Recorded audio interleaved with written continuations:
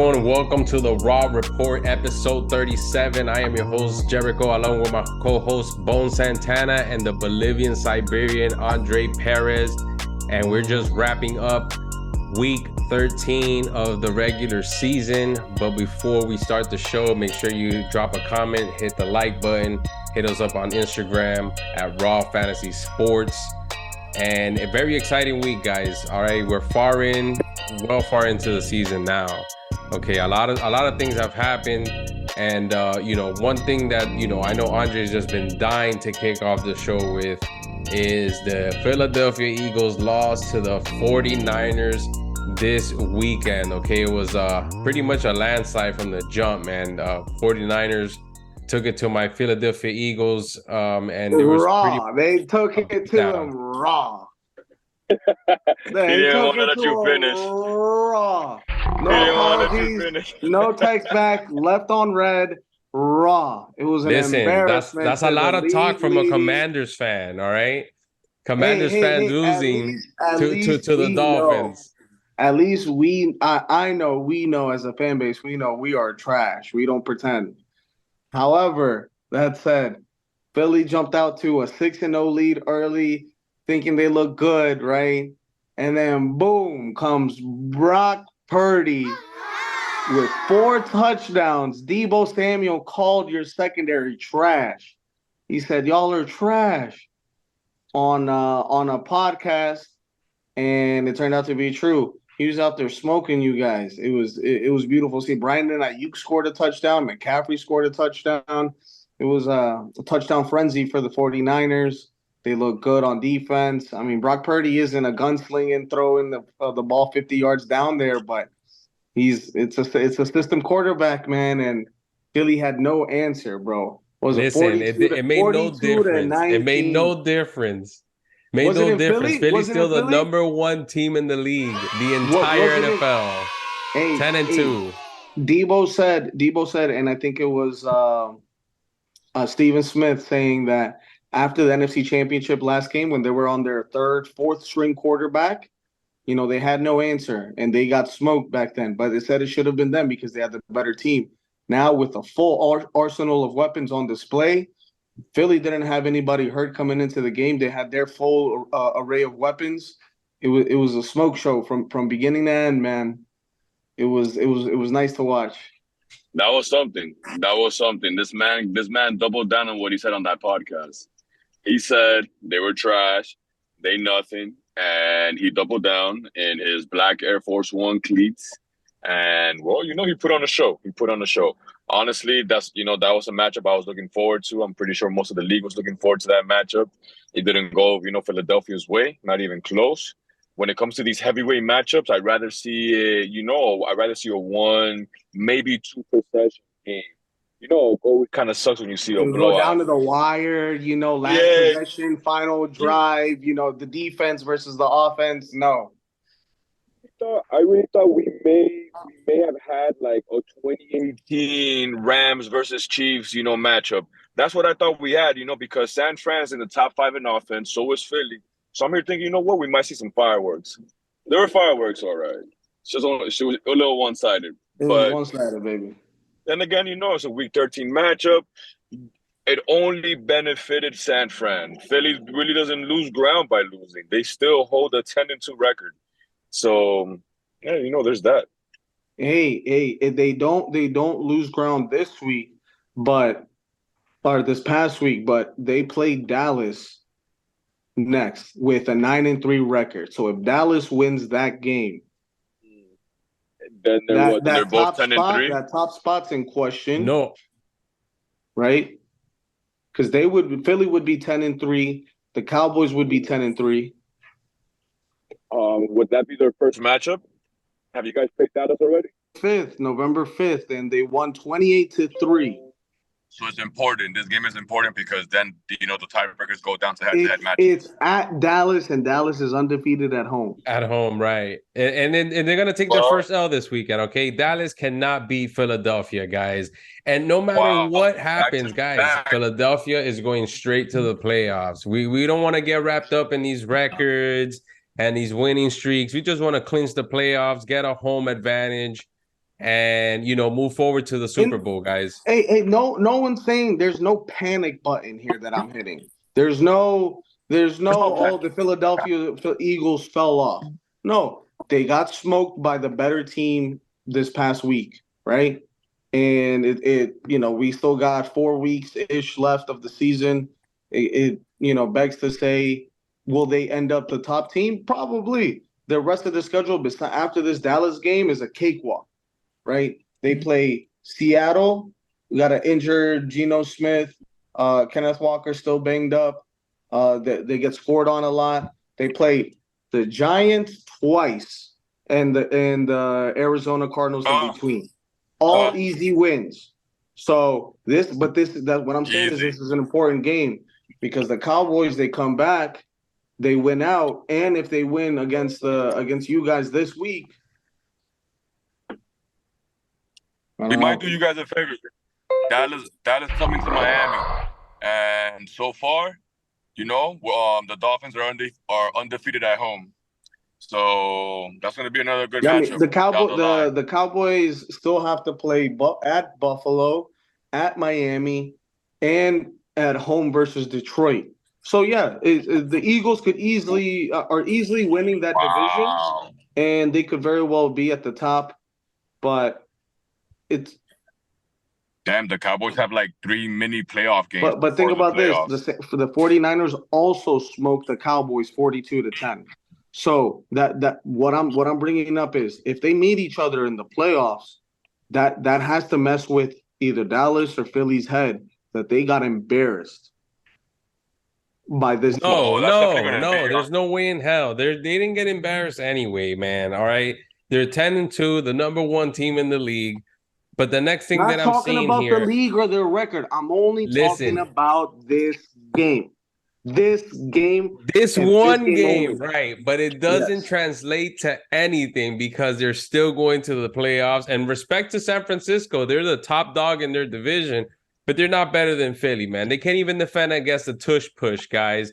We got Roger Goodell hating on the Philadelphia Eagles, talking about let's ban the tush push. Hey, it's the last year of the tush push. Enjoy it. What kind of crap is that? All right, you're gonna fix the whole league to ban a play because there's nobody can come up with a defense.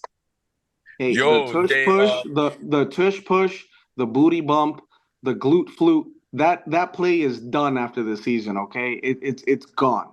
It's gone. Why? I don't know. It's a football play. You push your guy into the end zone. You grab him by the behind to get in front. It's an oxymoron, but Boner, look it up later. So there's I heard he wants to ban it before the postseason.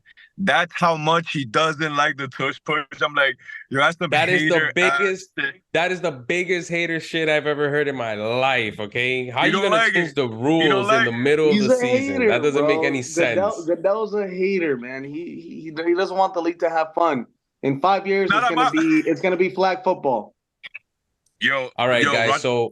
So moving along, I see a team here within the standings that's definitely creeping up, all right, in the NFC, all right. For some reason, the Atlanta Falcons are here in the top 4 at 6-6, but nobody's thinking about the Green Bay Packers, all right? Green Bay Packers are vying for that last spot in the playoffs, but right now they're in a 3-way tie with the Los Angeles Rams and the Seattle Seahawks, okay? Nobody was expecting the Packers to be in any sort of conversation talk post Aaron Rodgers. But, I see the QB is doing his thing, Jordan Love. And, what do you guys think about the Packers, man? Nah, man, Jordan Love's balling out. He had like a midseason slump, right? They had a midseason slump. They started off strong, and then for some reason they couldn't get their offense clicking. But he's been throwing lights out like Aaron Rodgers-esque out there, finding multiple receivers. Jaden Reed, that rookie who got picked like 2 rounds later after Quentin Bum Johnson on the Chargers, he's balling out. Watson is kind of having a revival just like he did at the end of last year. Last few weeks of the season, he started balling out. Romeo Doubs is pretty consistent, nice end zone target. The new tight end after Musgrave went out, I think it's Tyler Croft or something. He's balling out. No running back game yet though, right? Aaron Jones has been banged up. Agent Dillon dealing with a groin injury as well. But if those backs get healthy, that's a team to watch. That's a team to watch. And they just embarrassed the Kansas City Chiefs. They did what the Kansas City Chiefs should have done and came back to win at the end of the game. Again, Jerry, I'm only talking about this game, but the Packers so far have been looking good. Right now, they are in the playoffs. If the season were to end today, they're in a tie with Minnesota for six. But I think Minnesota has the tiebreaker for conference record, right? But they could easily sneak up into that sixth spot. But it's basically Detroit's division to lose. I agree. It is Detroit's division to lose, but man, it really does look like the football gods have definitely blessed the Green Bay Packers with back-to-back-to-back franchise quarterbacks, right? It's still a little early, right? We've known about Jordan Love for quite some time. He was the heir apparent to Rodgers, and I believe that he is finally showing. I don't want to say he's ascending to to star status, but I believe he's ascended solidified himself as the quarterback for the Packers moving forward, at least for a couple more seasons. And if that's the case, we're possibly looking at the greatest quarterback draft class of all time. We're talking about 5 quarterbacks that were taken in the first round, and all of them are now franchise QBs. Jalen, Tua, Joe Burrow, Herbert, and now Jordan Love. That's a pretty good quarterback draft class, if you ask me. It's not bad. All 5 of those guys seem to be at the helm at their respective franchise moving forward. Not just a year, tryout. So the Packers are definitely on the rise, man. They definitely put work on the Chiefs. They're definitely, the Chiefs are reeling, but they're still defending champs. So that's kudos to them. Let's see how that goes. But at the end of the day, that's going to be tough because that is Detroit's division to lose, and I don't see Detroit giving up ground to anybody. I don't like talking about that draft because that's the same draft that the Washington Redskins ended up picking Chase Young with the 2nd overall pick and passed on these guys. Yeah, right? yeah. That's just that hurts a little bit, but hey, at least we won the coin toss, right? You won the coin toss. I read an article on Bleacher Report how you guys should have had Jalen Hurts and not the Eagles. There's plenty shoulda, woulda, couldas in that eventful draft. Yo, have you guys seen Drewski's skit in Alabama this past weekend? Yeah. With the we don't give a piss about none but time. Roll Tide. Yo, speaking of Roll Tide, I'm gonna go off topic just for a quick second, Jerry, if I may. Florida State fandom. I apologize for the atrocity that the College Football Selection Committee committed this past weekend, and by electing a team that has a loss on their record versus our undefeated record, 13-0 national champs, regardless of what anyone else says. It's a beauty contest. It's a figure skating contest. It's who is prettiest. It's not who gets the job done, and the defense gets the job done. That's it. That's all I have to say about that. In the words of the greatest punter to ever live, Pat McAfee, give me Alabama. Yo, that was sick. That was actually sick. That was sick, yo, oh my God, bro. I hope Nick Saban gets embarrassed on live TV and gets his pants pulled down and walks home. This man had 5,000 people singing the Georgia song just to turn heel and be like, "Give me Alabama." He goes, "Give me Alabama." Yeah, bro. I was like, oh. All right, guys, moving to the AFC. Somebody that I see here in trouble, and as everybody knows, Trevor Sunshine Lawrence went down on Monday night with a high sprain And luckily, the X-ray came back negative. MRIs confirmed the extent of the damage. So they say they were gonna wait a couple of days to see how Trevor is. So his status for week 14 on Sunday is doubtful. All right, it's doubtful right now. But if he's able to start, they will. The Jacksonville Jaguars, top 4 in the AFC at 8-4 right now, with the Pittsburgh Steelers slowly creeping up. And somehow the Cleveland Browns are involved in the playoff conversation along with the Colts. All right, so it's also getting interesting. Aside from the NFC, the AFC is also getting interesting down at the 8, 7, and 6 position. And, the Jaguars are pretty banged up, guys. You got Trevor Lawrence that just took a hit. Travis Etienne is injured, and I believe they have a linebacker that's injured right now. No, Christian Kirk. Christian Kirk is Christian Kirk just went down too. Christian Kirk's also banged up. Or 8. We're in week 14. What 8 weeks? Like, they said the earliest you can come back is if the Jaguars make the Super Bowl. I don't see that happening with a banged up. Nah. So a high ankle sprain is technically 4 to 6 weeks, right? A low ankle sprain is like 2 to 3 weeks. So it just depends on the severity, the pain tolerance, right? As a former He's not gonna elite basketball player myself, I've had multiple ankle sprains. The high ankle sprains are worse because that's right by your calf and you can't implant your foot. At least a low ankle sprain, right? You can tape it up, you can keep it secure, but the high ankle sprain runs up to your calf and it's very hard to plant that foot. And he's a quarterback; he can't do that. He's not doing that. I would have said a hot take right now. I would have said that because of those 2 injuries to those 2 key players to Jacksonville, Houston is going to take over now as division. I believe they will. But Houston themselves also took a hit by losing Tank Dell for the season. No, sad, bro. Fractured fibula is a wrap. I know a bunch of fancy managers right now are scouring the waiver punching the air right now. Probably traded for him or no. You know what? He was a hot pickup on the waiver wire, right? He had a first few explosive weeks and then kind of went down, but he's had some amazing games. Some people drafted him. Shout out to Carlos. Shout out to Carlos. That believed in your boy. When he did that.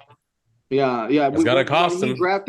When we drafted him, I was like, "Who is this ball boy?" And he turned out he gets the ball boy. All right, he gets the ball. And it was sad to see, especially CJ Stroud at that press conference when he was asked about it. He was emotional about his wide receiver. It was emotional, but Trevor Lawrence, the Jags, I think they're done as long as Sunshine is out. CJ Beathard, he's a backup for a reason, not a starting quarterback.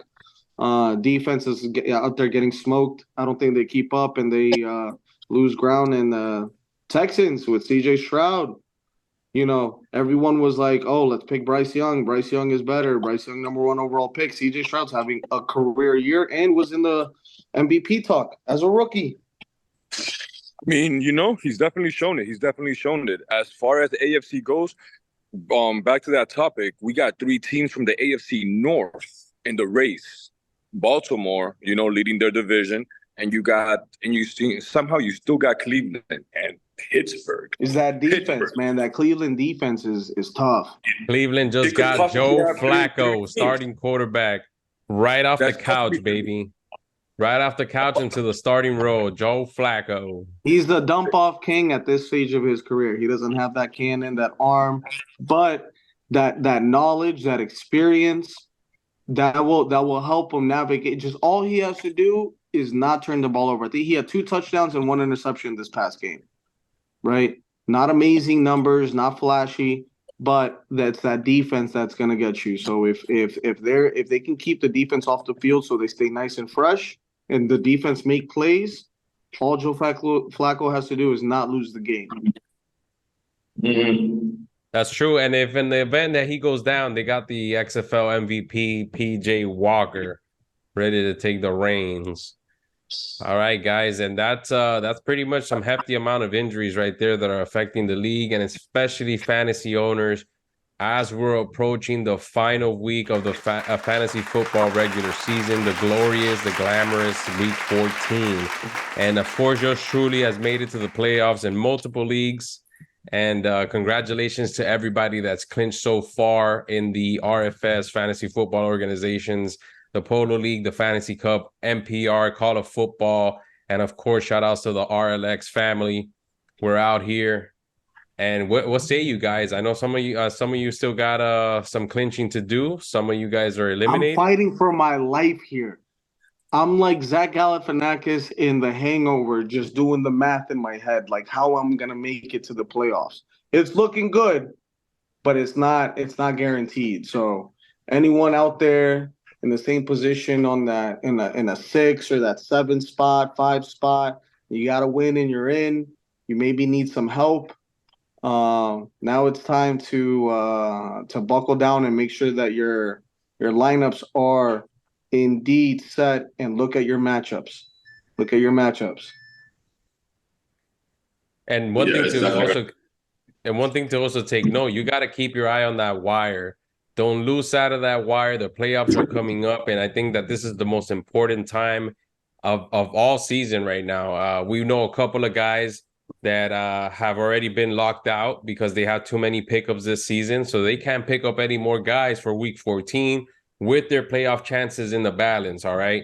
So, you know, I would say just keep your eyes on the wire, man. It's scarce out here. There's a bunch of injuries coming down. There's a lot of players that are unknown. Okay, like the Key and Peel skit, the Pez Poopsie coming up in the free agency. Okay, and guys, you just got to do what you got to do. Scrape the barrel until you can't scrape it anymore to get the chip and the jackpot. Rah. Stay on the wire. Keep your eye on injuries. Keep your eye on the matchups. Make sure that your lineups are nice and set. Don't be waiting until 12:59 to set your lineups and then you have internet issues, okay? Can't be doing that. Best of luck to everyone out there except Bone Santana. Actually, I need you to win one week this week. I believe it's in Fantasy Cup. I need you to win. I should have been winning in all these other leagues. The fact that it breaks my heart that I'm in the greatest trade of all time. One last time. One more week. Guys, I gotta bring up the greatest trade of all time. AJ Brown. AJ Brown. Mr. Bone Santana over here traded Patty Mahomes, AJ Brown. Okay, in week 2, he traded his first round pick in week 2 of the season, and he's been 4-7 ever since. I'm gonna nominate you still for the worst trade of the season, sir. You are now in 10th place, while your counterpart over there is sitting pretty in the top 5. Okay, we're headed to the playoffs. No worries. Automatic 3-year ban, 3-year sacco. At least you made it to the playoffs in other leagues, bro. So it's not too bad. I didn't make it in the playoffs for the Call of Football. I think if I do make it in there, it's probably by chance, but it's the worst league that I've probably been in this year. Everything else is just sunshine and rainbows. Bro, I'm top 3 in all other 3 leagues except for the one that I wanted 3P. How can I be in 10th in Polo? It's definitely. I can tell you how you're in 10th. You traded away Patrick Mahomes and AJ Brown. Yeah, I can tell you exactly how that happened.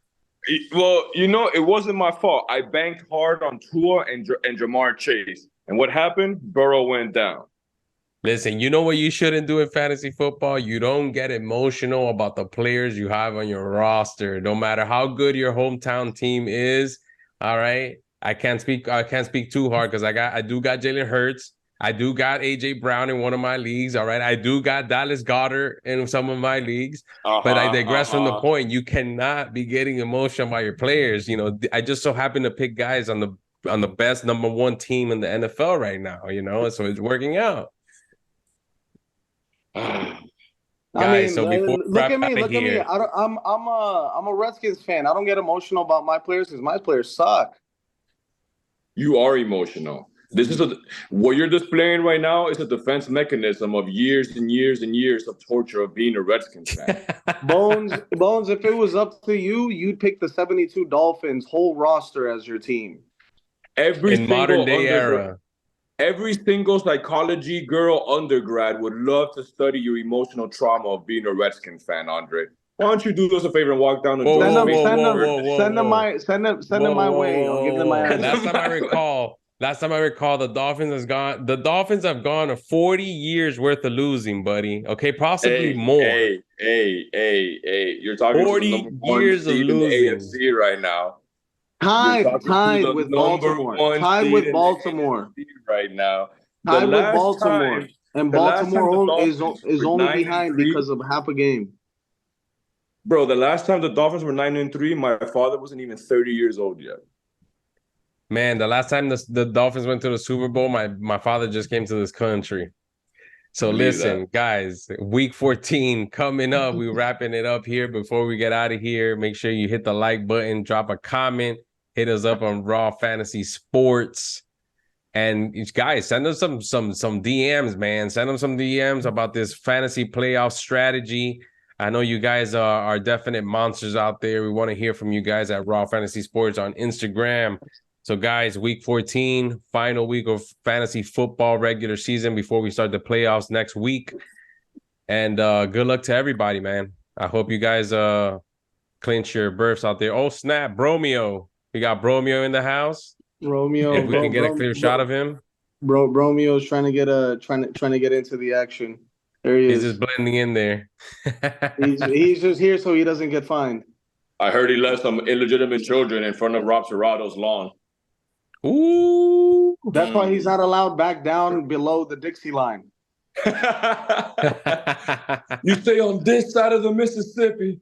You hear? Oh, all right, buddy. fellas. See you next week. About nothing but this side. Raw.